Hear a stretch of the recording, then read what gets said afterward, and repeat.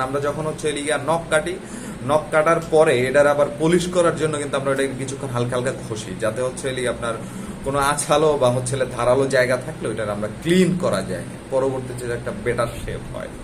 তো কন্টেন্ট বা হচ্ছে লিগা কপি এডিটিং এর জন্য যে বিষয়টা হয় যে আপনি একবার হচ্ছে একটা লেখা শেষ করলেন, সঙ্গে সঙ্গে এটা শেষ হয়ে গেল, বিষয়টা তা না। বিষয়টা হচ্ছে লিগে এই জিনিসটাকে আবার রিভাইজ করা, আবার অন্য অ্যাঙ্গেলে দেখা, আবার রিভিজিট করা, রিইমাজিন করা, রিথিঙ্ক করা, রিপার্সপেক্টিভ হচ্ছে আপনার বের করা, দেন হচ্ছে আপনার কমিউনিকেশনটাকে আরো শেপ করা খুবই প্রয়োজন।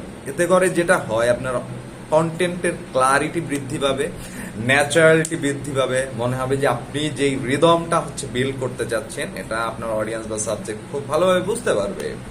তো মার্কেটিং বা সেলস কমিউনিকেশনের, কন্টেন্ট ক্রিয়েশনের আসলে পারপাস কি, যে আমরা চাই আমাদের অডিয়েন্স বা আমাদের সাবজেক্ট যারা আছেন তারা যেন আসলে বুঝতে পারেন, তারা যেন ক্লিয়ারলি বুঝতে পারেন আমরা কি বলতে যাচ্ছি।